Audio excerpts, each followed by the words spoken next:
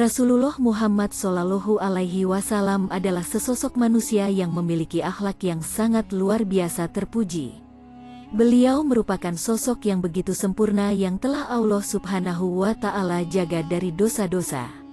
Nabi Muhammad Shallallahu Alaihi Wasallam memiliki banyak keistimewaan yang tidak diberikan kepada nabi selainnya.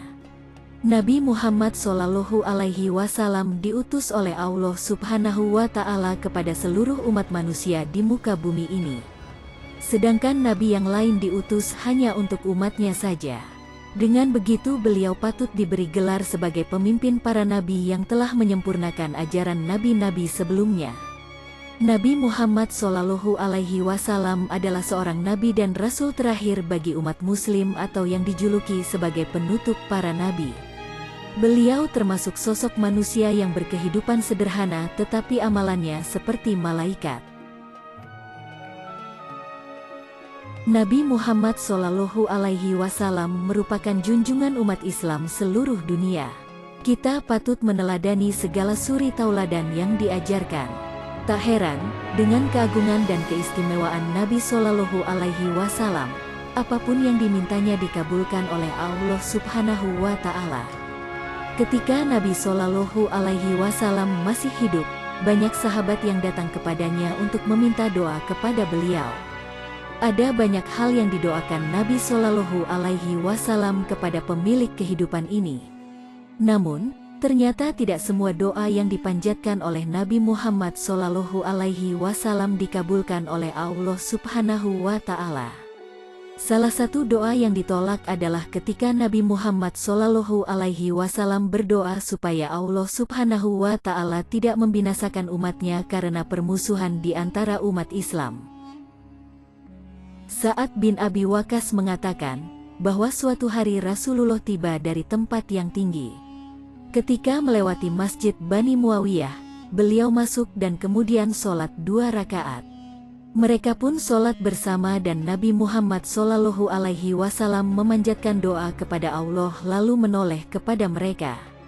Rasulullah Shallallahu Alaihi Wasallam lalu bersabda, "Aku memohon 3 perkara kepada Allah, maka Allah memberiku 2 perkara dan menolak 1 perkara." Sahabat inspirasi hijrah penasaran doa Nabi Muhammad Shallallahu Alaihi Wasallam yang ditolak oleh Allah Subhanahu wa Ta'ala. Jika ia sebelum lanjut sahabat inspirasi hijrah yang belum menunaikan ibadah sholat, silahkan sholat terlebih dahulu karena hukum sholat fardu itu wajib tidak boleh ditinggalkan. Bagi yang sudah sholat, ayo kita lanjut simak videonya sampai selesai.